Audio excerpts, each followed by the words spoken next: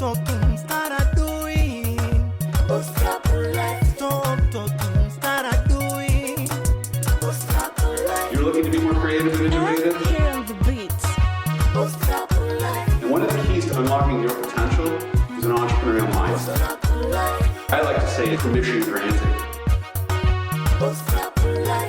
No one is successful overnight. Keep on keeping on. Good morning, good afternoon, good evening, wherever you are at in the world, and welcome to day 27 of 31 Days to PADITU. Time's going by fast. We're almost to the end, and I think we've been saving the best for last as we start winding down these 31 days.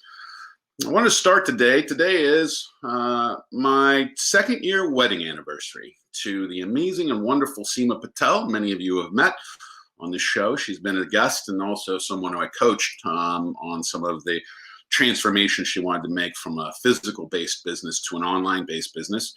And I am blessed. So 2 years ago today, we were standing on a beach, getting married and committing ourselves to each other. The reason I bring this up is because relationships are a critical component to any business endeavor or any endeavor you take, and making sure that your significant other, your partner, your spouse is on board with your visions and your goals and objectives is a critical element to your success and happiness, I would say. This is my second marriage. My first marriage, I definitely overworked. Talked a little bit about it. I worked 18, 20-hour days for many years in a row. This was just how it was. I grew up in Silicon Valley, and I've learned over time that working at that pace definitely does have an impact on your relationship. And so I want to point out a couple things that are important, and then we'll go into we have great guests today. And so I don't want to spend a lot of time on this, but I think because it is my anniversary and I'm a romantic at heart, that we'll talk about this. You got to keep communication lines open, and you need to be clear with your significant other, your partner, your spouse, on your plans, your objectives. Even if you don't know, which is most likely the case, you don't know, you can still project those forward. You can share your goals just like you would if you were to go get an investment from an investor or somebody who would contribute the initial seed funding to your business if that was something you were looking for. You'd want to share those same things with your spouse or significant other, partner, whoever that is. You want to make sure that that person is on board and supportive of your actions. I've seen too many endeavors, literally hundreds, where the partner of an entrepreneur is not on board, is not supportive, and creates an environment that doesn't support that person to be able to achieve their success. Now, I'm not saying you bring them on board as a partner. I'm not saying you bring them on board to do the work with you. But I am saying you want to be able to communicate progress. You want to make sure they're aware of the realities of how long it might take for you to generate real income that's not reinvested back in your business. You just want to bring them along with you, and that will that'll increase your odds of success, but also make it a much more happy and supportive life in your home, which is a critical component. I know some of our guests, they have partners who they either work with or are supportive of what they're doing and their activities, and maybe we'll talk a little bit about that with them. But I thought, since today is a special day in my life, second year wedding anniversary, I would bring this up. So your job is to make sure that you have open, honest communication and dialogue with your partner, your spouse, your significant other, and let them know what you're doing so that they're not caught off guard. I would not sugarcoat things. I would be clear about the difficulties and the hardship associated, also sharing your dreams, your aspirations, and your hopes for where you want to go, keeping that vision you have in mind and knowing that it usually takes 2 to 3 times as long as you think to actually achieve the goal that you want to achieve. With that, I think we'll close it up, and I'll say good luck to everybody in their partnerships and marriages, and make sure that you're communicating clearly and that they understand how much effort and work it takes to build a business. Amy, who's our first guest? Risha. Hey, Sean. How are you doing? I'm great. How are You you? look fabulous. Thank you. Yeah. Thank you. It's been a long time. How long do you think it's been since we talked? Oh my gosh. It's been a What, 10 years? Has it been that long? It's possible. It's been a long time. I know that we kind of just went took off, and started Yes. going, and it took COVID-19 to slow us down, I think. Yeah, I didn't necessarily need to come to a screeching halt though. So it's been a screeching halt. Yeah, well, it's actually I don't know. Are you finding life is busier? Things have picked up on this end. I find myself busier and busier now. Well, as entrepreneurs, we always have to reinvent. And this is just another one of those things that makes us reinvent. My issue is that I was doing what I was put on earth to do. So I've been a little sad about it. I'm ready to get back to connecting with people. Right. Well, so let's talk a little bit about share with us what you're doing and what you've aligned your purpose with in terms of the work you're doing and around this unconscious bias, which I've been really chomping at the bit to get in a conversation. I got lots of questions for you. Definitely. I always say I get to travel the world and teach adults how to treat each other. So I wrote a book in 2017 called That's BS. And BS stands for bias synapse, which is our brain's role in unconscious bias. And so I just really want to shift hearts and minds around how it is that we interact with each other, how we treat each other, and helping people to realize that, humankind is interconnected. We have got to figure out how to do better than what we're doing now. I see the impact on our kids. I've gone to speak at schools, and it is heartbreaking to hear these kids say some of the things that they're saying, but I know that they're hearing it from their parents. So to travel, I talk to huge companies all the way down to really small companies, and to see people actually get it and actually understand that they do have bias and it shows up in their behavior toward others is well worth it. First of all, where can people learn more about what you're doing?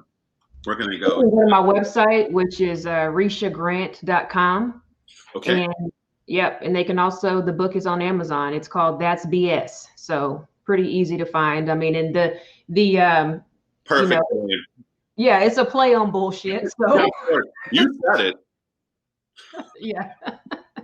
Well, when you treat people badly based on a diverse characteristic like their skin color, their age, their gender, their sexuality, whatever, I just think that's bullshit. And so it's a play on that because people can remember that. Yeah, So well, it's perfect, and we've known each other a long time. Yes, over 20 years. Yeah, And, it's been a long time. you are a serial entrepreneur. Yes, you are a consummate, like pure. Like when I think of entrepreneur, I think of you, and you never, ever, ever gave up. You've moved from publishing books to doing huge events to running PR marketing agency to now being a world renowned speaker. Like you're one of the top rated speakers. You're up there, top 10, top 20 now. I don't know, but I have been listed with a bunch of other folks that I recognize. Yeah, that was pretty amazing.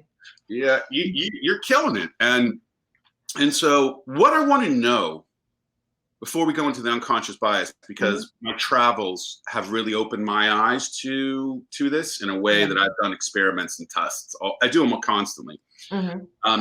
And I get other people involved. I'm like, let's just test and see what this unconscious bias is here. Okay. But I want to know, and for the audience who's watching, what is it inside of you? Are you from Greenwood? Were you born in Greenwood? No, I'm actually from Sapulpa, which is a small town right outside of Tulsa. We had a conversation with Carlos, and I was trying to figure out what it is about the people who are raised in Greenwood area that have so much resilience and intestinal fortitude. Where do you think that came from for you? Because you have it in a way that's like, you're unstoppable. You won't give up. You won't stop. Where does that come from? Where did you get that? I think I got it from my mom, but I will say that for me, I want to live my life a life of freedom. I want to live my life on my terms. And whatever it takes for me to do that, that's important to me. When I got my first job out of college, I worked at Fox. I was a producer for television commercials. And one day I go into work and they had to lay me off. They weren't getting enough business. And I was the last one hired, least amount of experience. But it was also the same week that I signed a lease on my first apartment.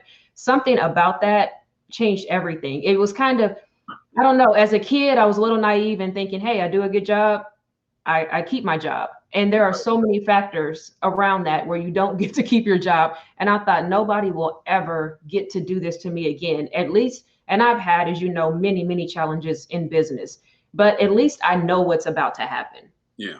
And, you know, and you have more control over it because you can decide which way to go and how to maneuver. Exactly. I didn't like someone telling me that I just couldn't work anymore because of economics or whatever it was. But working for myself, I just, when things go one way, I can reinvent. And you mentioned all of my different businesses, but I've always had one common theme of diversity, of inclusion. Right. That's always been that common theme, no matter what I'm doing, is how do I bring people together? How do I get us to get over ourselves? Because we are so full of ourselves and we don't realize how much it affects other people. So we have to figure out how to get over ourselves and give people the just common decency and respect that they deserve. Totally agree. But I didn't. So your mother, going back to the questions. All right. Yeah. Before we go into all this other juicy stuff, because you are unique in this way, in my experience, and I've experienced thousands now of entrepreneurs and business builders, and you have this unique capacity to see the positive, to see what could be versus what is. And people get stuck when they get in what is. And I did a coaching session with a client yesterday, and they're stuck in what is instead of what they've got and what could be. Right. How do you keep that mindset in play? How do you not get beat up when things get rough? I read a lot, and I read stories of people who are successful. And in every story that I've ever read, they have had so many challenges. But what I've learned in every story is that even if you have those challenges, if you just keep moving towards your goal, you are eventually going to get there. I believe what you put in the world, you get back from the world. So if I just keep going, no matter how I feel, no matter what it looks like, I'm going to get there. You know, and I think it took me all of those things to get to speaking and to know that that's exactly where I need to be. And it's connecting people. And then to know that I'm shifting minds and hearts, like that means the world to me. So I just think you keep moving, because there are going to be obstacles. And, you know, we have this thing of, we think, oh man, I have this great idea. I'm going to go into business and it's just going to go up like this. Well, really, it's like this. It's like this a lot. Yeah, it's not this. It's so I think if you know that's going to be on TikTok next. That one right there. That's like, we got the TikTok move. Yeah, you have to embrace change, and that's difficult. So I won't sit here and say it has not been difficult. Owning a business has been the most challenging and most difficult thing I've ever chosen to do with my life.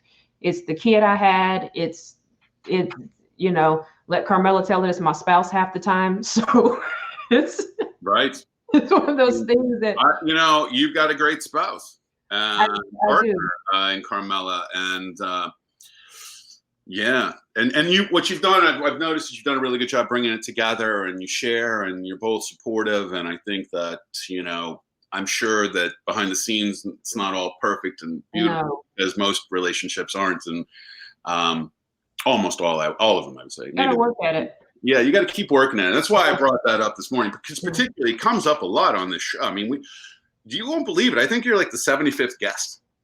Oh, wow. Since we started, just right there. Wow. Easy. But this has come up a lot in terms of like making sure that you got support from your significant other, spouse, partner, whoever that is. And congratulations to you on that. I'm not going to talk about that today. Okay. I want to move to this unconscious bias. Right. You know, I've hit 72 countries now, gone and been in, which is just, and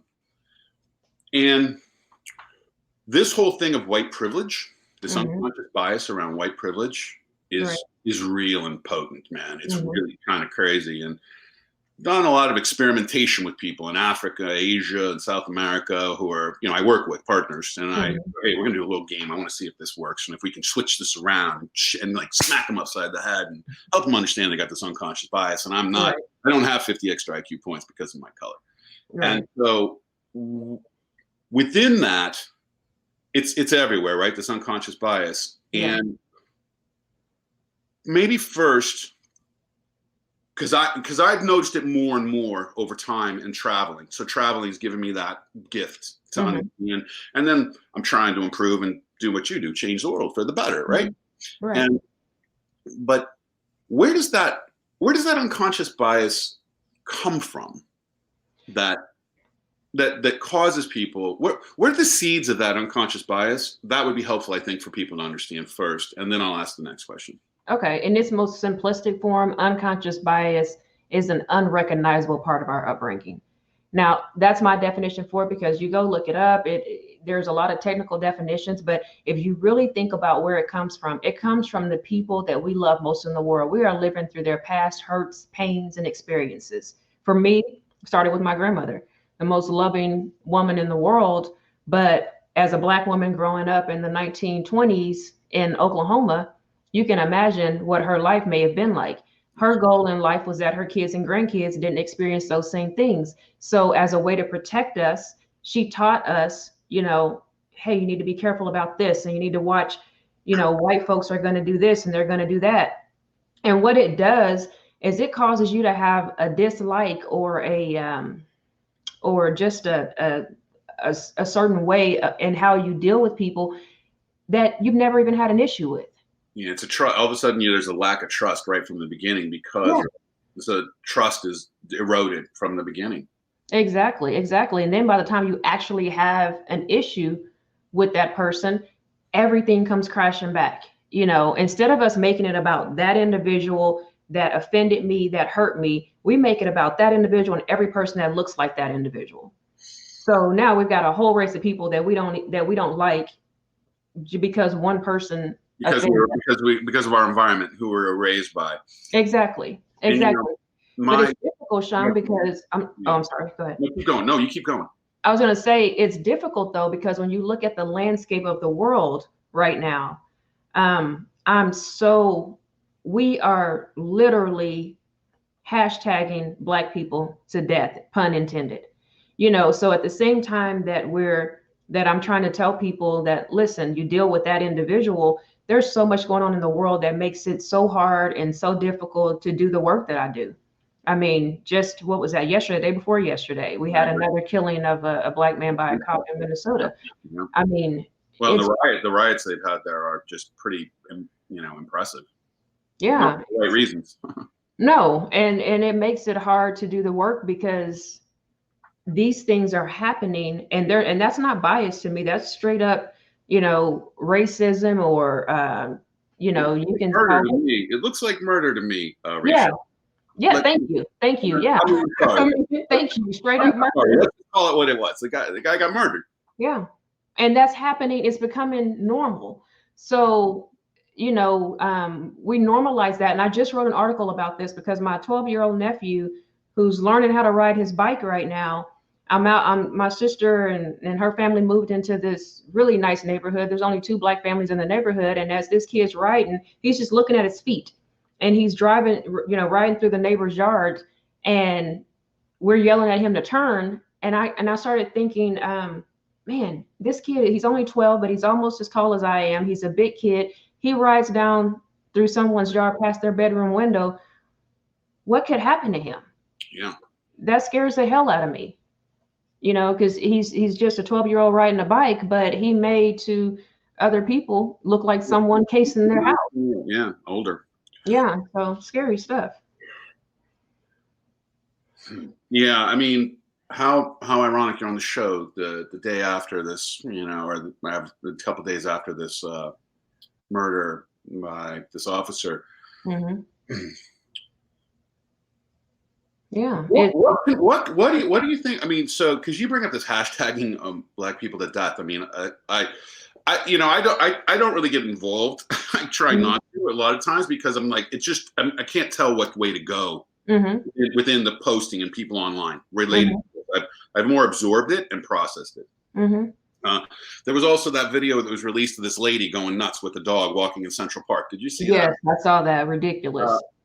And people are upset, but she's also got clearly mental disorders. There's mental issues there, and she needs help based on her actions and behaviors, right? Is it mental, or is she just is it mental? Or I mean, there's this fear of Black people that is absolutely ridiculous. Even in my talks, when I ask, it's still a mental thing where she the way she was treating the dog and the way she was behaving, to me, it's not acceptable at all. But that woman needs help.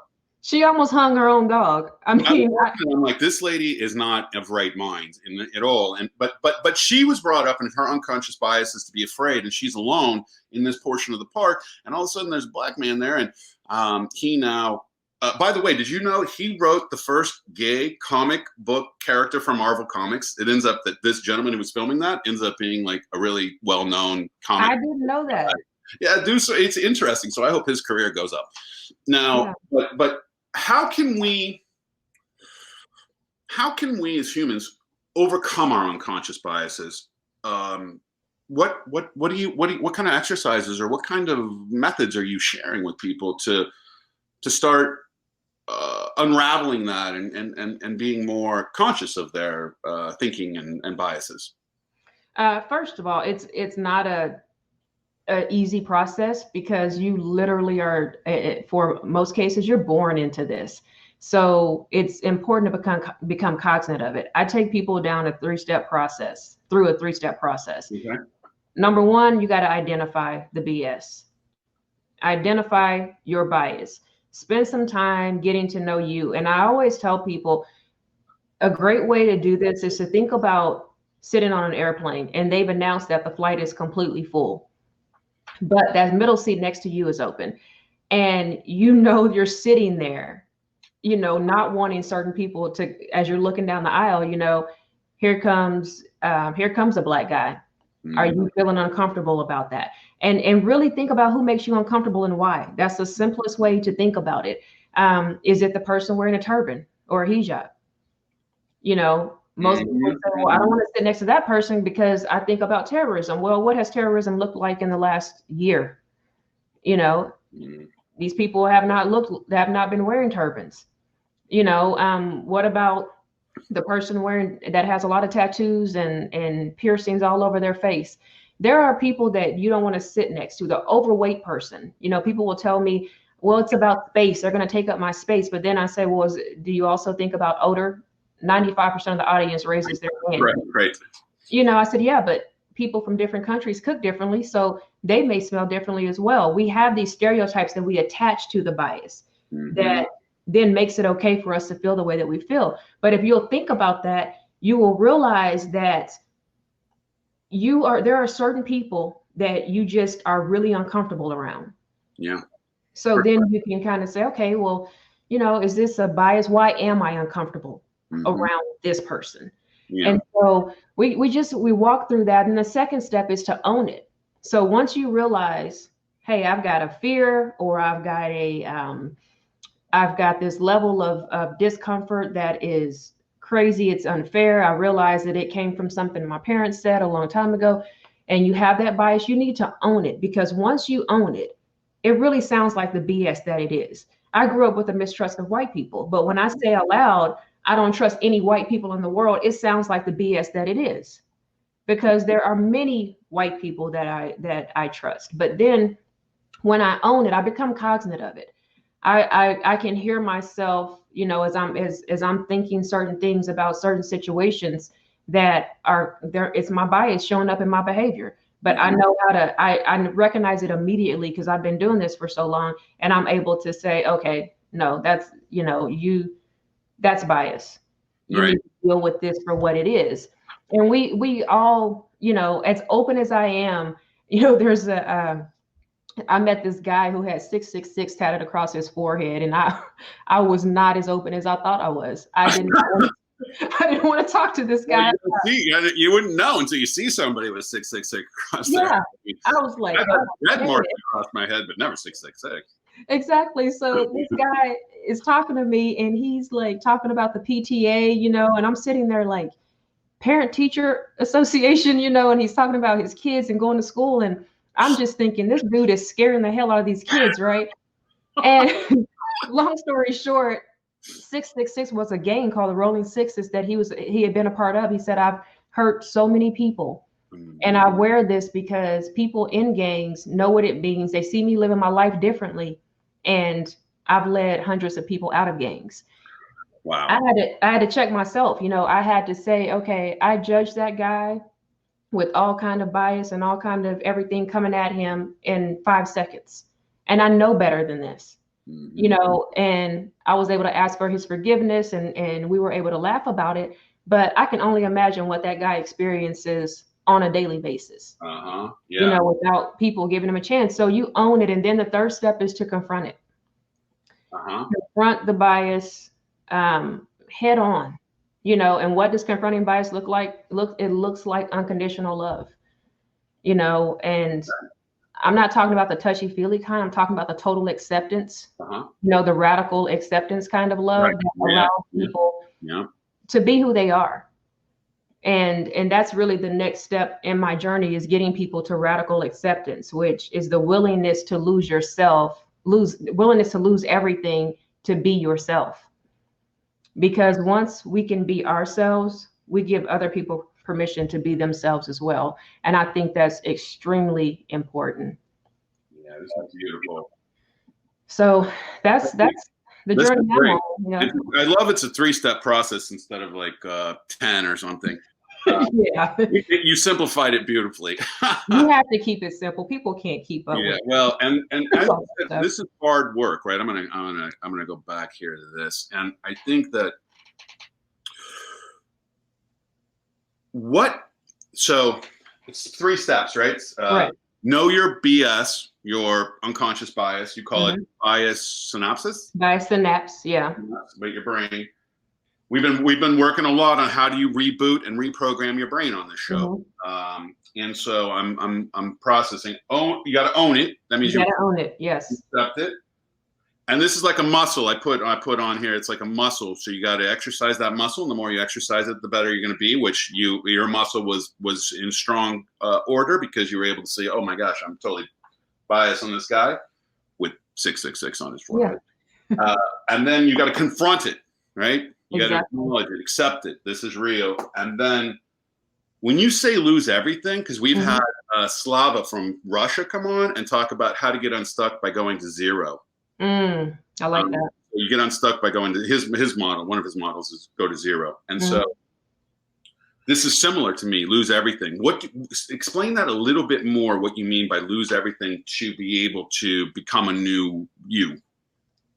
In my experience, it's so important that you get to be you. You get one life. And what usually happens is our parents, those people in our lives that love us, they want the best for us. So, maybe you want to be a basketball coach, but they want you to be an attorney. So you don't even, something as basic as your career, you've really been primed for something else your whole life.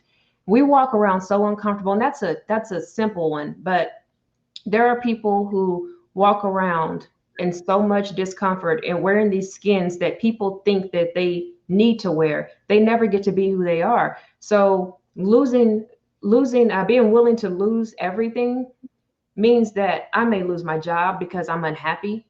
I may lose my family because I want to be me. I want to, if I'm gay, I want to be able to be who that person is and embrace that person. Maybe I just want to walk around with, horns and 666 on my head. Want to be able to be that person. Whoever it is that you are on the inside, you should be able to display that on the outside. And I don't think people get to do that. But I am clear that I do know that there's risk in that, because I know people who have given up everything to be themselves and they've lost their families. But even in that, you find a tribe. You find people who they see you, they're impressed by the fact that you need to you're living life on your terms, and it empowers them to live life on their terms. So you have to be willing to take control, take the power back for your life. And I think that the whole process of radical acceptance, of saying, you know what, I'm going to embrace who I am to the fullest degree, so that then I can extend that same love toward others so that they also can embrace it. And in that is where you still find that tribe, you find that love, even if it's not your biological family. And I'm not saying that's an easy loss, that would be devastating for me. But even in my own case, I was willing to do it because that's all I have is this one life, and I should be able to at least at the end of it say that I got to live it the way I wanted to.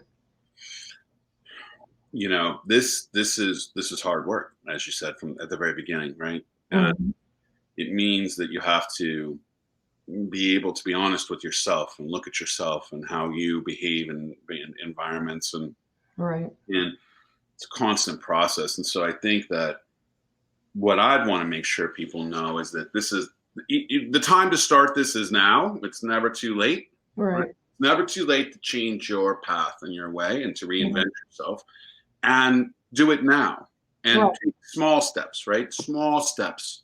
Exactly. I think that, you know, Seema, my wife, Seema Patel, she's an American Indian, Mm-hmm. Indian American, I guess. She's American Indian. But her family lives in India, and so she's, you know, first generation immigrants here to the U.S. And I've learned about family in a whole new way, right? Mm-hmm. You know, and I think that you're right. My upbringing, and my mother on Sundays has been coming on Insights from Sean's mom. A lot of what you're saying, she also says, right? And lots of, she's been in sales and real estate and development all of her life in Silicon Valley. Mm-hmm. So she brings this kind of like unique perspective on Mm-hmm. the world. But since I've married Seema, and I've actually been at situations with her, and we've been in situations where racism came out, and we weren't allowed to do something because she was with me or whatever it was. Wow. It was in Ocean City or something, New Jersey, and I don't even so I know more than I knew before, because, you know, I've known a lot in that, but I still, because I've got privilege. I'm white privilege. It's just Mm-hmm. is real. It's so real. It's incredible. Right. I get everything extra. Mm-hmm. And I've and now what I realize, it's because I'm always trying to improve, and I want other people to improve, but I can't change people. I've found, at least I've tried. Right. But I can impact this young boy's life in my life now, 18-month-old son. Right. And so I'm leading to a question. This will have to be our final question because we're running out of time. But gosh, we should just the whole show with just you. We're going to do more of these. I don't know what it's going to look like in the future, but please do come back. You know it. I've started. There's two things. The intention that Seema and I have is to grow and raise an empathetic, driven, and self-guided human, if you will. Mm-hmm. Within that, you know, I could throw all kinds of expectations on this young lad. And so I'm really consciously have stepped back and said, I'm not going to direct him, which you've talked about, which could make him uncomfortable if all of a sudden I think he's going to do something and he's not, and he doesn't, and then he's uncomfortable. But also making sure he's surrounded with lots of diverse sets of people. So from the beginning, he's not just seeing one race or having, whether that was Indian or not, right? Mm-hmm. You know, but that I have a responsibility for this child to make sure that at least he grows up with as little unconscious bias, whatever that may be. Hopefully it's, you know, reality distortion. I can do anything. I'd love for those to be his unconscious biases. So how do you help people who have children to think different? Because it seems to me that's where I didn't know this 18 months ago. I didn't know.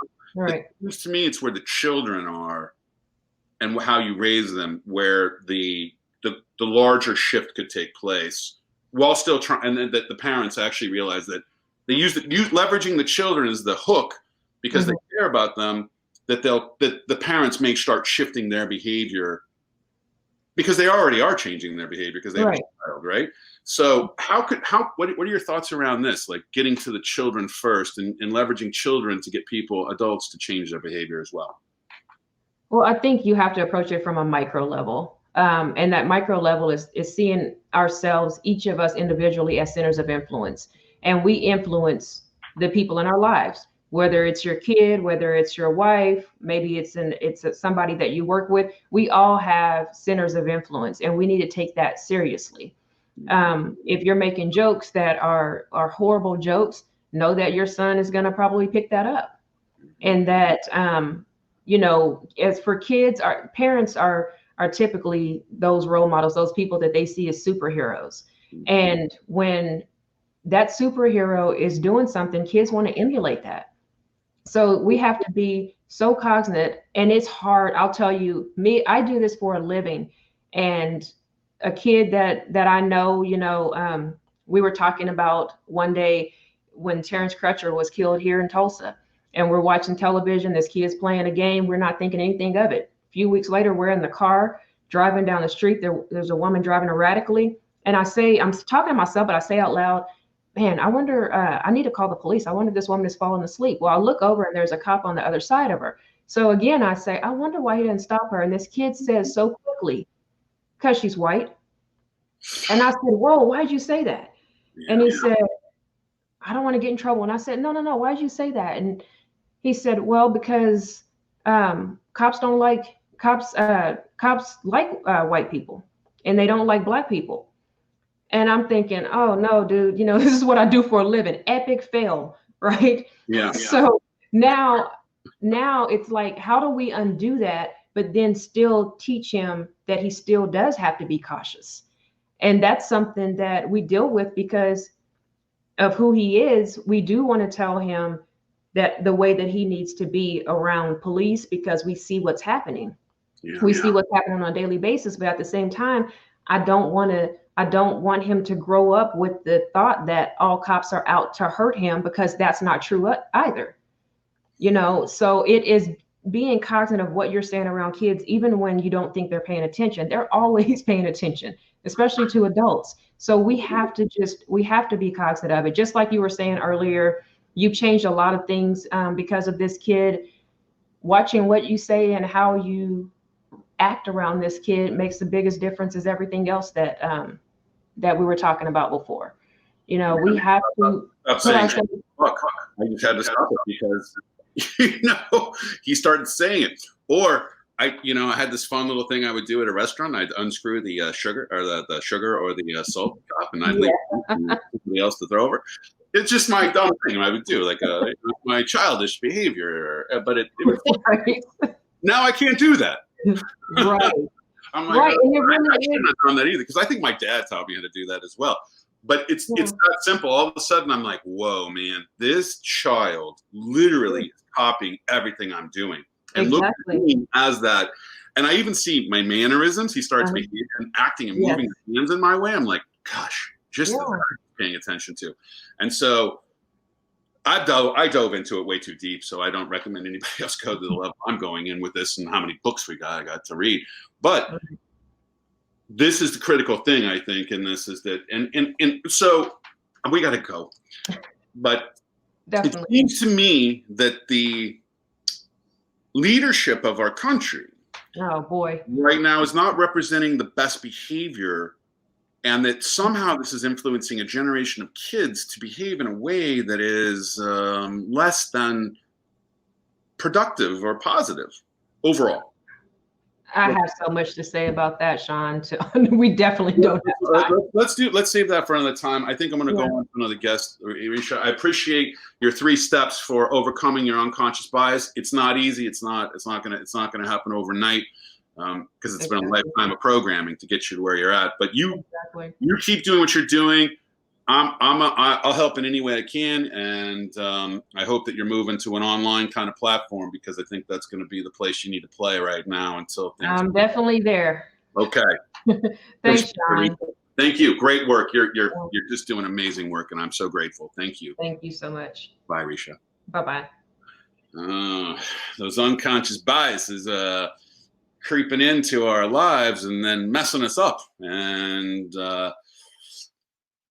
you are what you think. That's what my mother said. You are what you think.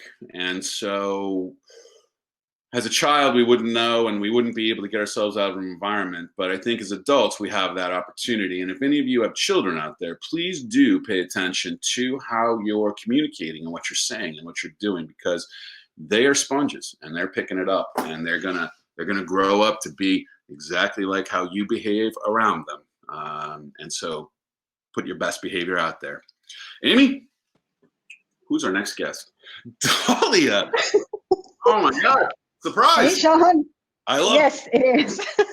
It is. I've been trying to hide it for a couple of days. Amy and You've been trying to hide? I hope it works. Yes. Happy Eid over? Is Eid ended or is it still on? Happy Eid? Yes, happy Eid. Happy Eid. Today is the 4th day, so it's not officially an Eid, but it's an extended holiday. So It's an extended holiday. It's officially over, religiously over. So now you can eat regular schedule, so you're much happier. Yeah. Dahlia, We started eating Sunday. you and I have been working together now 8 years? No, since 2000. 8-9 years. Yes. 9 yes. years. Pretty much Yeah. full time doing it, PADITU. And pretty much. what would you share with anybody that they should know about me that you only know that no one else knows? Work wife, and what would you share with anybody out there that you could give some insight, juicy nugget that nobody knows about me that you do? You have a strong stomach. You can pretty much eat a lot of things that other people tarantulas, red ants. Exactly. Creatures in the street that you don't know what they are. Pretty much. I don't know what it is. The street food. Yeah, exactly. No, I mean, I think during my life, so I've been working and in business for the past 20. I graduated in 2000, so I believe, and I jumped right into work. So I believe it's been 20 years of work. During those 20 years, I was very lucky to get a few mentors, a few true mentors. I would call you one of those mentors. You helped me grow into a person that I didn't think is capable of doing what I was able to achieve in the past few years. And I consider myself somehow rigid, and I hold to my opinions, and I try to fight back and support them as much as possible. This is one of the the blessings that we've been through this for many times, and you've helped me grow out of this. So besides being a business mentor, the type of friend, the type of life coach, the level of support that you've given me, I don't think many people have seen this side of your personality. This is not just because we've been working together for years and that I appreciate you and I love you. No, that's not that. This is me. I wouldn't say something that I really mean it. It's true. Yeah, exactly. Well, and oh shucks, I just I do. I love you, and you are family. It's close to family. It's not family as family can get. And you've been a mentor to me as well. You've helped me to see the world and overcome a lot of those unconscious biases that Risha was talking about, and understand the diversity of our world in a new and more refreshing and meaningful way. And so you brought context to a lot of different things, and I've learned how to negotiate with Syrians much better because of you. So thank you very much. Lots of different people. They're difficult. I didn't know how difficult they were, but you taught me, so I learned. They're very smart. Very smart people.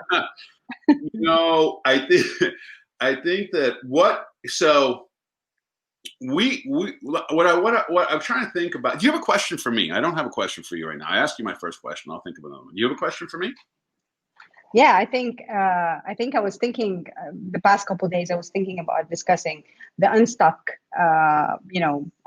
strategy that we have been embracing in our international development work in the past few years. We got stuck so many times. I don't think many people know how challenging it was working in those different environments and in those challenging circumstances, and especially with women. Uh, I think this is something to worth discussing and worth explaining, because it's not all photographs and statistics working in the exactly. I see people working in international development projects, going into countries, taking amazing pictures, being heroes, but the work done on the ground is by anonymous. Most of the time is done by anonymous heroes that, of course, we know a lot of. They're not out there. No one knows much about them. So speaking of strategies to get unstuck in difficult and challenging environments and situations, especially for women, is something worth discussing. For sure. And so that's a great one. And I think that for those who don't know, we have specialty through GriffinWorks, we have specialty programming designs for women. We also, for women business builders, but also supporting them in different areas that are unique to the gender issues that women face. Many times that's gender-based violence, unconscious bias, as was being discussed by Risha previously, but also just the challenges of conducting businesses in different countries as women with men, and how men can behave around women.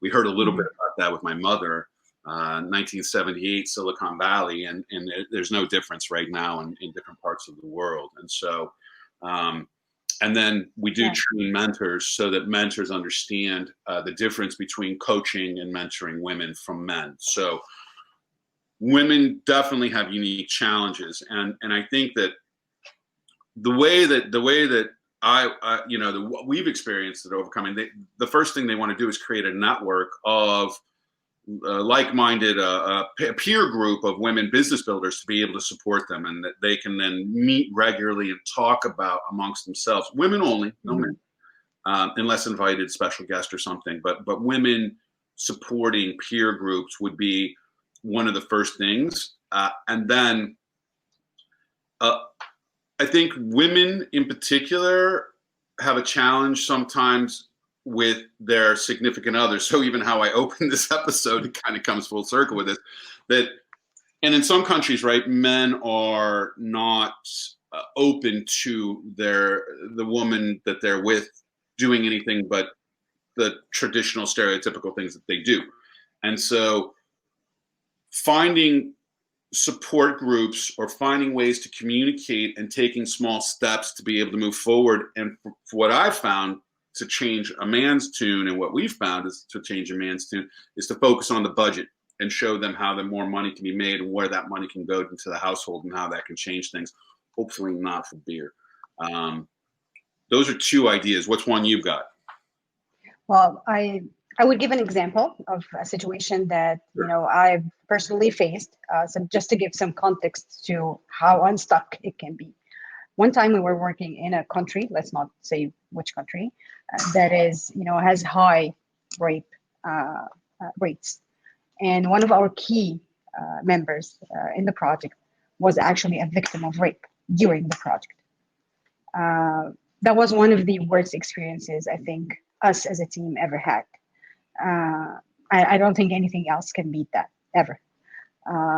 So during this period, we understood and through the reaction of other team members and what they did and how they showed support and how they took over extra tasks and extra work to support this fellow colleague or lady who they don't have much relationship with. They've worked together for a few months, but women supporting each other, not working against each other or getting advantage of each other circumstances, which happens a lot of time. So it's one of two things. It's either you find a group of women who are extremely supportive, extremely giving, handles everything as if it's their own, and manages your requests as if it's their own requests, or they work against each other and find ways to step on each other's toes. So it's one way or another. During this situation, we saw impressive attitude from the team members, Right. and a level of support that I have never witnessed before personally. Though I consider myself have been part of a lot of supportive networks, but it has never been to that extent and to that level. The emotional support. It just emphasizes that you have to have a support network and a peer group, and especially if you're starting a business. But in general, you want to have a support group, and in particular, women want to seek that out, and it needs to be a positive, positive reinforcing environment, not one that's negative and tears you apart, where women are stepping on each other's toes, as you say. It's more about helping each other reach their full potential, and so you got to be intentional about the people you're engaging with in that group, and if you can't find one, create one, right? Create your own. And don't be afraid to fail those relationships quickly. Like if you have doubt, don't step in and give it a try. Don't waste your time. If you have doubt, trust your instinct, trust your intuition, and let it go. Fail quickly when it comes to your support circle, your inner, relationship with a mentor, relationship with an investor, relationship with a co-founder. Fail quickly. It's better than fighting for something that's not worth it and waste your time and effort and sometimes your funds just to prove you wrong.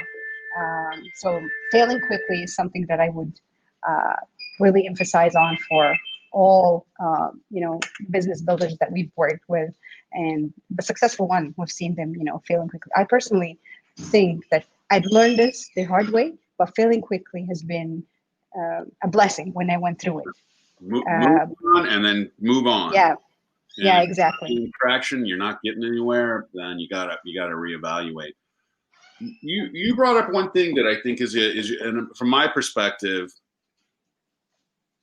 is one of your superpowers. I think you have more than one, but this is one of them. Is your intuition. Mm-hmm. And I believe women have this intuition stronger than men. And how, talk to us about how you've learned to trust that intuition, because that intuition is working for your best interest. It wants you to do the best, it wants you to do better. It's trying to help you and give you some clues. And how have you learned to trust your intuition? When we first met, I know that wasn't so much the case, or it was something that you tried to even suppress, I would say. Now, full blast, man. Don't hide that intuition. Bring it out. What do you got, right? And so, what advice can you give women who might have similar intuitions as you that come to them, and then how to embrace that and not suppress it, instead use it to their advantage, because it's a tool to help them. Mm-hmm. I would say letting go of fear. So you're always afraid to fail. That's why you don't trust your intuition. I must be wrong. I must be, no. It can't be that way. It doesn't make any sense that I understand this that quickly. It doesn't make any sense that I get it right from the first time. These are all fears and lack of trust in yourself and your experiences. Letting go of fear and embracing the risk for you to be right or wrong, and accepting the outcomes, whether they are good or bad, is what help you trust your intuition and go for it. I think, and this is one of the things you helped me grow as well. The moment I started trusting my intuition, I started taking more risks and higher risks. Not everything paid off, and even risks raising my daughter. I have a teenage daughter. She's 14-year-old. She's being raised in a challenging time, in a challenging environment. Kids at this age and at this era is subject to a lot of things that we weren't subject to. They are on the internet. They are reachable and easy to get to. They are under a lot of pressure. So taking risks is something I learned even with my daughter, by letting go of my fear and trusting my intuition. And sometimes I go against my intuition. I know she's going into the wall. I know that she's doing that for a fact. By trusting my intuition that this is helpful for her, and letting go of my fear that she will be in a bad situation or get hurt, that she needs that, is something that I started doing. when I let go of my fears. Yeah, I mean, this is a huge accomplishment on your part, and I just want to say congratulations, because that intuition of yours is a true superpower. Like, you can see things, and I don't know how you do it, but you do it. And my mother has, the same type of intuition. I found that women just have it stronger than men, generally speaking. And so, for all the I women think it's a out there, this is really important. You have an intuition. You have a strong, and it's probably a superpower for you as well. You got to learn to trust that. And what Dahlia, part of me, is saying here is that you got to let go of that fear and trust that. And what you're also saying is that sometimes you have these intuitions, but you just don't do anything with them, or you go against them because it might be a lesson that your daughter needs to learn instead of. And so you've got to become really aware of yourself as well, not just your intuitions, but your own kind of situation you're in, to be able to make a decision and process that intuition and then decide what to do with it. Yeah, and some women does not call it intuition. Women tend to be tend to overthink and tend to be very analytical, regardless of their background or education background or their personal background. They tend to be very, very analytical. So regardless if they have a strong intuition or not, they have some level of intuition, because they're thinking of the tiniest details and they're observing the tiniest details. I think best restaurant critics are some of them are women, because of the level of details they see and the level of of overthinking they can do. But going back to your question about the letting go of your intuition, even if you believe it's right, is partially because when you realize what your capabilities are. When you let go of your fear, you actually realize what you can do by experience. By going through multiple situations and different situations and in different contexts, you realize what your capabilities are, what you can tolerate and what you cannot tolerate. So sometimes you put yourself into challenges because you know that you can go through this, and the end result will be in your, in your best advantage. So it's part of taking risks, like we discussed. So I think it's maybe some very strong women grew up with this, but I think most of us did not grow up with this. We have this inner, self-doubt that is, speaking inside our heads all the time. I think this self-doubt is very healthy, because it actually takes you back and forth and forces you to rethink your actions and your thoughts and your intentions all the time, which is very good and very healthy for everyone, male or female. But for women, it's even stronger, and it dominates parts of their lives. I mean, wow, this has been a great conversation, Dahlia. And so letting go of the fear, but what else would you say? Like trusting that intuition, right? There's a trust component to it, that it's not just letting go of fear. It's also like trusting it somehow, trusting that intuition, right? Yeah, because it falls back to where you know your capabilities and where you can take risks. Why don't I trust my intuition? Maybe it works this time. If it doesn't work, I'm capable to take this risk and I'm capable to bear with the consequences. It doesn't matter. Tomorrow is another day, another test, another trial. One time I had a great job, very, very good one, for less than 2 years. And I achieved a lot. At some point, I was in my reception, sitting and thinking, there's nothing much I can do anymore in this job. And it's becoming a bit toxic for me. Immediately, I sent an email and I resigned. And it was one of the best steps I ever took. Everyone was against the situation. Everyone said no.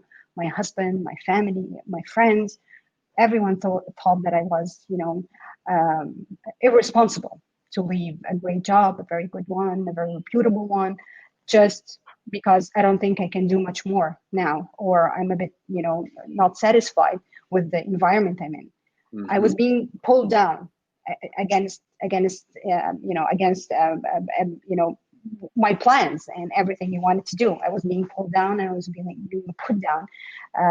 And it was a phase in my life that I was planning to actually do more. I then got a great other job. I spent 3 months in this other job, and it failed really fast. I failed it really fast, like that. Yeah. Because I trusted my intuition. There was a loss. I knew I was able to tolerate this loss for a while, and if it went wrong, then it went wrong.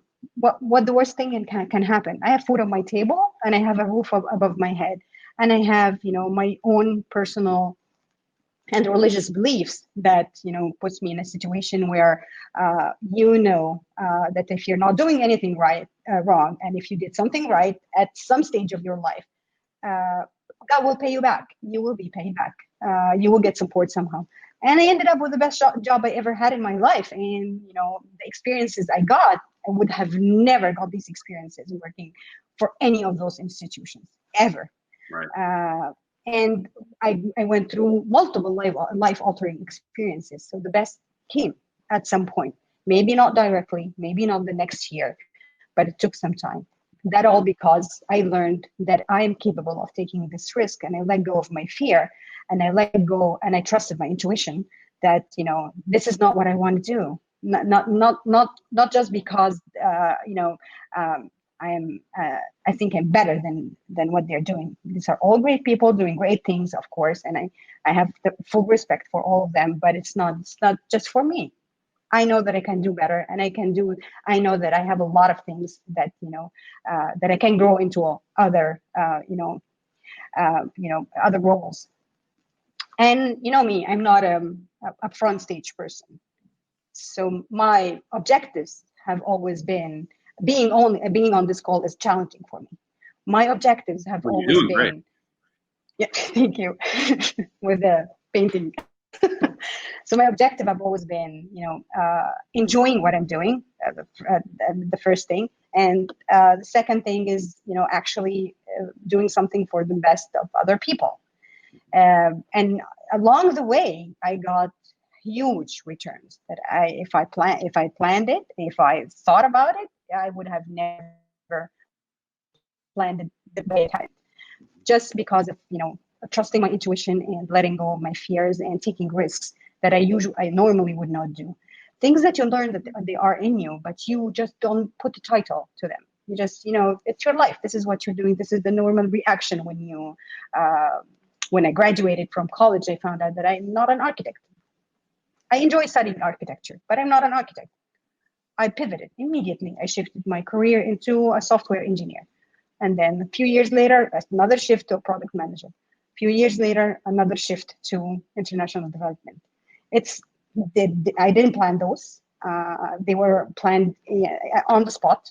They were opportunities that I jumped on. I got support, of course, from my close circle to take those risks, but trusting myself that I can tolerate the consequences and pay back a little bit and be patient a little bit has helped me go through all these challenges in my life. And I believe this is what happens to most entrepreneurs as well.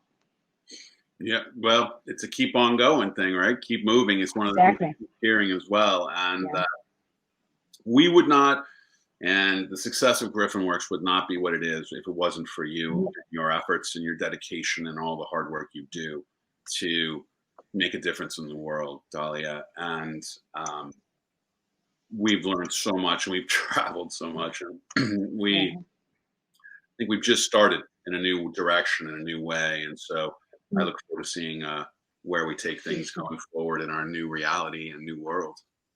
Yeah, me too. I'm very interested in it. You are fabulous. I love you very much. Thank you. Thank you. Me too. Thank you, Sean. Thanks, Amy. Bye. Thanks, Amy. Well, Dalia also had words of wisdom there in terms of like how to follow your intuition and let go of fears.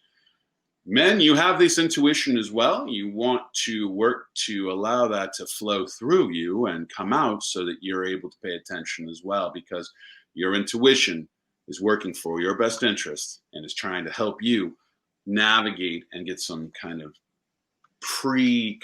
ideas of what's ahead of you, or warn you of an opportunity or a challenge. And so those intuitions are working for you, and you got to let go of your fear to allow those to flow. I think we have one more guest. David, thanks for being patient with us. Yeah, man, no problem. It was worth it. It was worth it. I think we're going to go in our longest show, so of course, it makes sense you be part of that. Well, I won't take up too much of your time because please, great. Yeah. Let's not worry about the time, because who knows what we'll talk about exactly.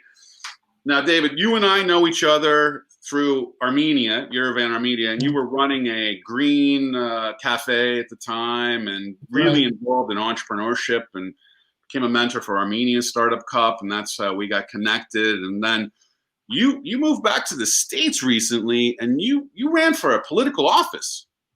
That's right. Yeah. What did you run for? I want to understand what this was like and how that went. I'm thinking about running for senator. Seriously? Are you serious? I can't. You got the personality, man. I'm telling you. There's a senator here in Washington. Maybe after you talk to me, that might be an interesting play. So what was that like? Talk to me about this. So I ran for Congress. Yeah. So U.S. House. So it was 2018. We left Armenia. I won't go into politics. No. But more than anything, I want to know how's it similar to entrepreneurship? How is it like? How are you having to adjust and adapt, and how do you manage like all these things you have to do? Yeah. People vote for you? Well, I think what I learned is it's actually just as difficult or even more difficult than entrepreneurship. Just like a business is 24/7. One of the I loved it. I absolutely loved it. Me, I can talk, and I like to talk, and I enjoyed being on the road. I enjoyed, I put 68,000 miles on my little car, and knocked on some 15,000 doors during my time there, and got to meet people from all different types of walks of life. But the real challenge was the time. I spent so much time away from the kids. It was a real struggle, balancing, a good balance of life and family, as well as, doing a political career, which I think politics and being involved in politics should be about family and all that's, a good, wholesome combination of life, which is unfortunately missing from politics these days. It was great. I enjoyed it. It was a good lesson for me. I learned that I definitely want to be involved in politics at some point in my life. You're gonna run again. You run again. You created awareness. It's just when and where. I gotta wait. I'm gonna wait till these kids are grown up, and I've had enough, enough fill of them, and given them everything I can give to them, and then I'll take that journey. I'm already fully vested in the community here, entrepreneurial work, mentoring and coaching entrepreneurs, being involved in a lot of innovation stuff. So that takes enough of my time. I think once that journey's over and the kids are grown, I'll go back into politics because I'm still engaged. I believe, I think we were talking about this earlier, you start to end up, when you get into a certain sphere of your life and you're branding yourself and you're working in that direction, you find that sometimes politics can be distracting. So you kind of safeguard your world from that. You don't want to get too much involved in certain politics. You don't want to get too much involved in talking about certain things. But what I learned from my journey in politics is that I really can't do that. That I feel so strongly about certain issues. You were talking to Risha about this bias syndrome and these killings and the murders that happened in Minnesota. I can't stay quiet about this stuff. I cannot protect my brand and my identity in entrepreneurship and development of startups and innovation sector. I can't separate those two because it's who I am. It's what I believe. It's what I'm passionate about. And as much as I understand it's necessary for some to keep it separate because of distraction. For me, it's who I am, and it's what I believe in, and I don't think there's anything that harms me in my world with developing startups and developing entrepreneurs and founders, but as well as being a very responsible participant in my community and a responsible citizen. So I used to try really hard. I would go through these periods where I would have an entire 6 to 8 months, not a single political post. And every time I would type out that political post, I would end up erasing it and deleting it. And then I realized I was really just holding back what I felt so passionately about. And more importantly, I was maybe one less voice in that battle against bias, against racism, against systemic injustice. So if there's a new me now from where we first met, it's not only am I still a serial entrepreneur and involved in that world, but I'm wholeheartedly committed to being a responsible citizen and community member. And it's something that I think if there's one, really great benefit that I got out of that political experience running for office is that understanding my convictions, and understanding where I fit inside of my community and speaking out on certain issues. So that was definitely a great. I couldn't see how you could go through something like that and not be changed by it, because it's just such a commitment and such, like you said, just a big. It's short term in a way, but it's such a massive commitment for that campaigning piece. And I appreciate what you're saying, and so your lesson in this is that it's really not necessarily the way you want to go. Maybe down the road, some point, but right now, the lesson was, for now, not for me. Sure, because I can't do it responsibly. I can't do it and be a good dad and a good husband.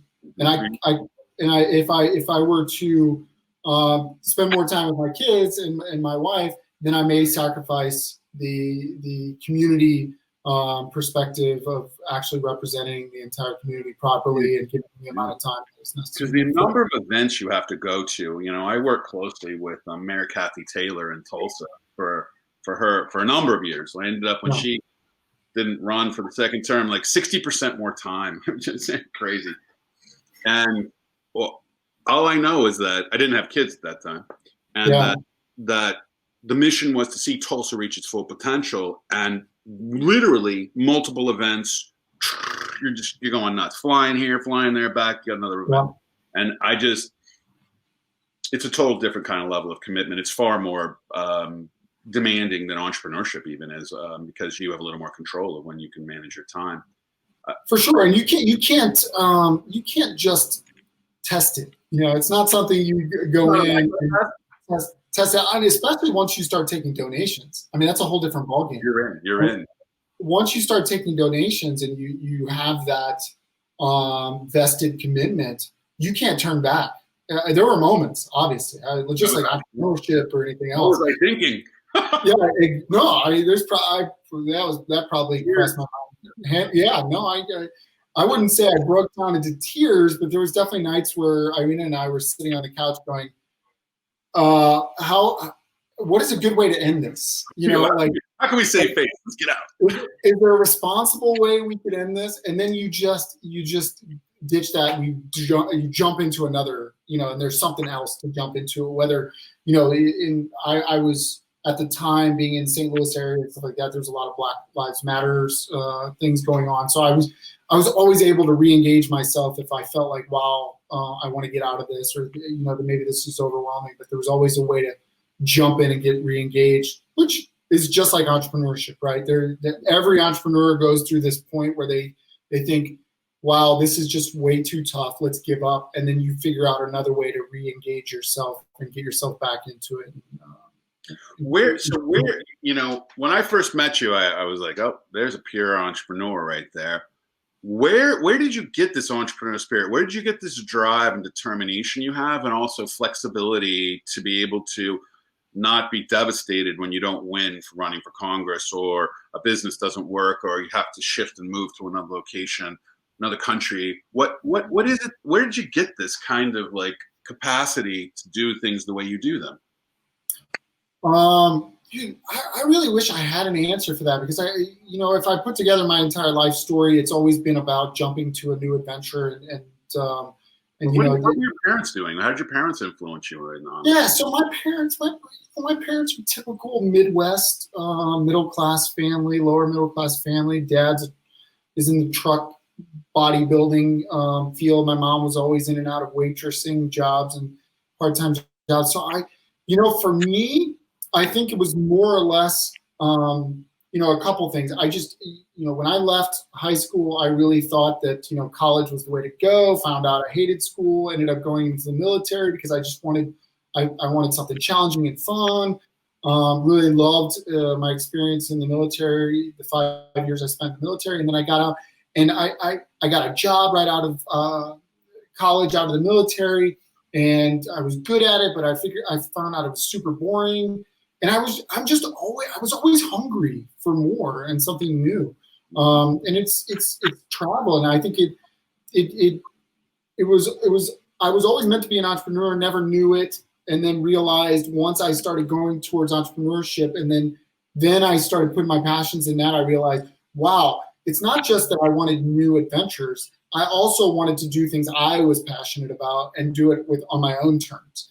And honestly, I think there's so many people out there like that.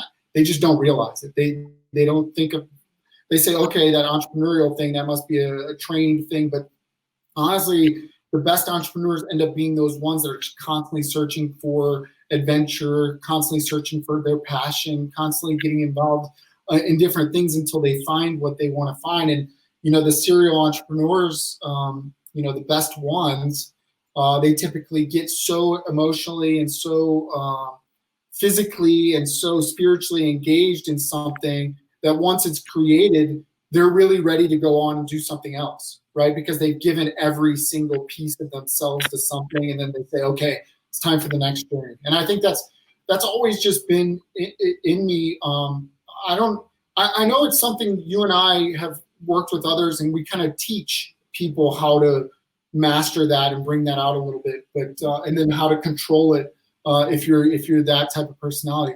So I think there's two different types of entrepreneurs. There's probably many different types of entrepreneurs, but when you took two different basic types, the ones that are coachable, teachable, and really just have a passion for entrepreneurship, and then there's the free spirits that have no idea they want to be entrepreneurs, and then they need to be pushed in that direction, which is why one of the programs that I just got finished launching last year, which was an aspiring female entrepreneurs program. We basically called in 76 women from around Armenia and taught them how to become entrepreneurs because they wanted to be entrepreneurs, had no idea. They didn't have ideas for businesses, didn't know what to do, what the next step was. And obviously many developing countries, patriarchal society, women have less opportunities to do entrepreneurship. And what we found is that it's the ones that want to be entrepreneurs, not the business owners necessarily or the business savvy ones. It's the ones that want to be entrepreneurs and have an interest in that tend to be the more coachable, pushable ones and moldable. And ended up, that was a great program, great success, but it really, I can only imagine if a program like that was available for me when I was, free-spirited and going in this direction, I probably would be much, further along in my journey than I am today. Yeah. Yeah. There weren't very many when I was starting. No, as well. created groups, and we were doing trainings on how to create visual business plans. 1992. Dude, this new generation they don't know how good they have it with all of the tools that are available for entrepreneurs and everything that's being pushed. We are our own broadcast station or channel on multiple stations through this one. It's incredible. Right. We're there are more opportunities now than ever before in history, and more because of COVID-19 as well, that have created new opportunities. And we've been trying our best to help people realize it's a new world. Okay, and there's more opportunities. Let's move forward and not dwell on the past. Yeah, I agree.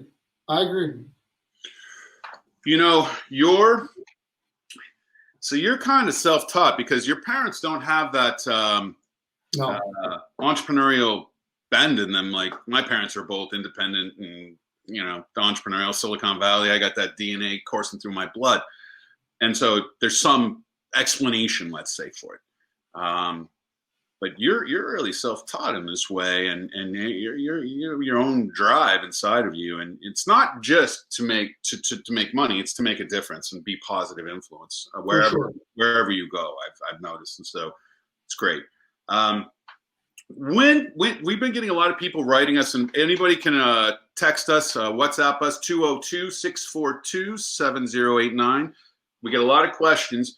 One of the ones that's the most common is how to get unstuck. A lot of people had their businesses, now they're stressed, they don't know what to do, it's confusing, and they're nervous, they don't, now they don't know what to do, or they're thinking of starting a business, but they don't know which one or their idea, they're stuck.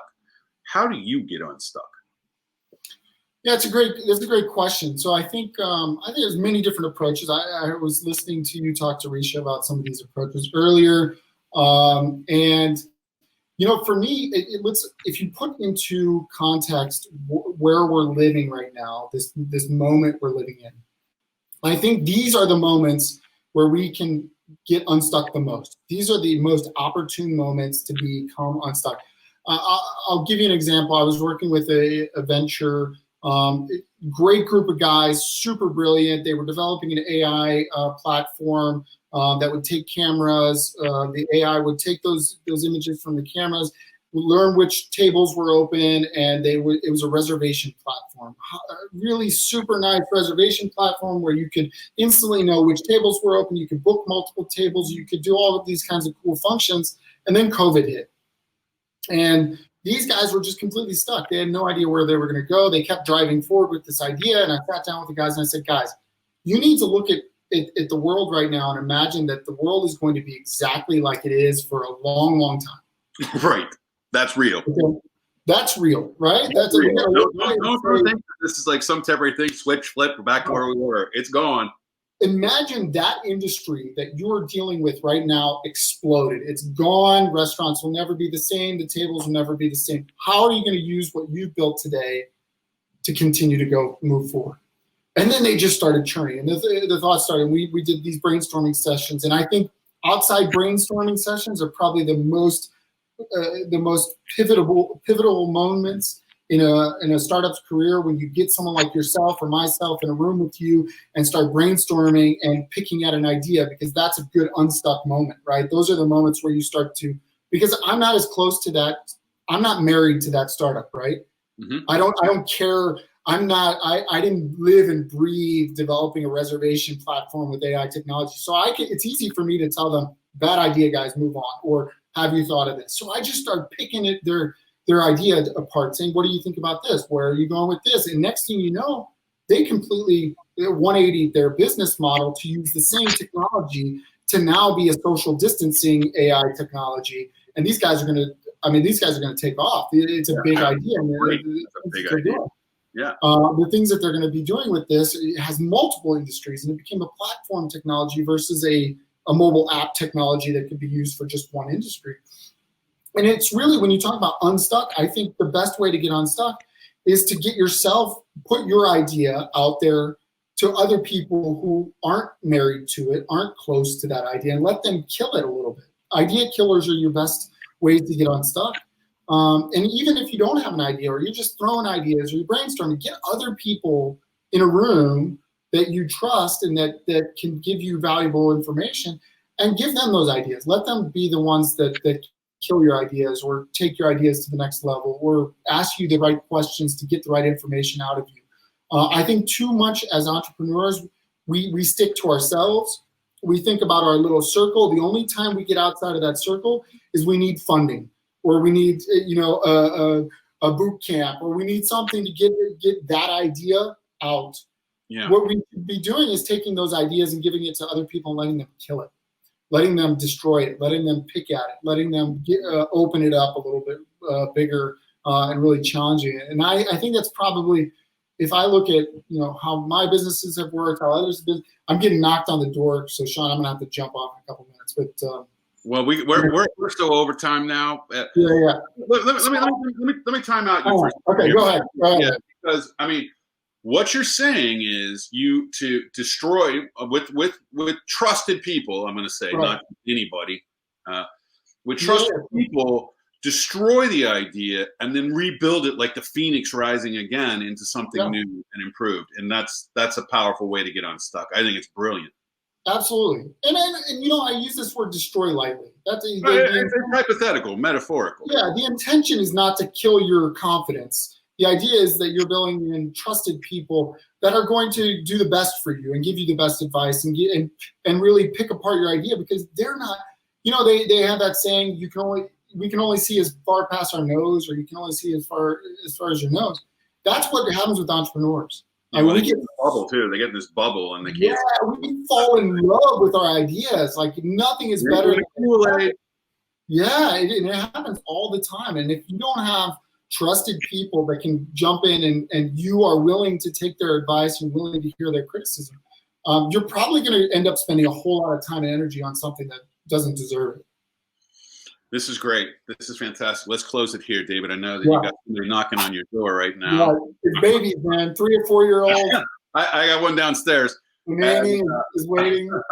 I'm so grateful we could reconnect it this way, and your insights have been fabulous. And whatever we end up doing on the other side, look forward to having you back on another show.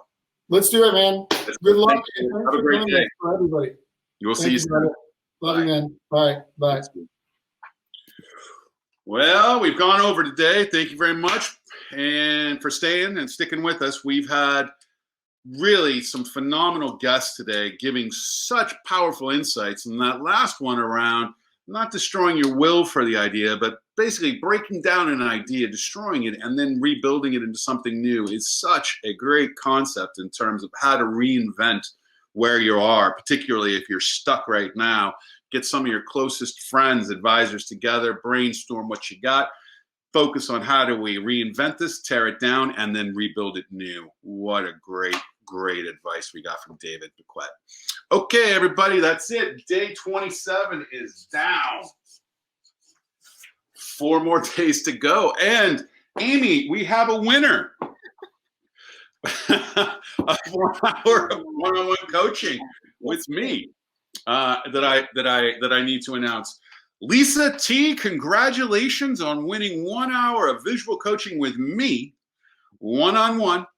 We're going to work to take your idea and your business to the next level. I want to thank everybody for being here today, and I want you to have a fantastic day. We'll see you tomorrow, same PADITU time, same PADITU place. You got to never, ever give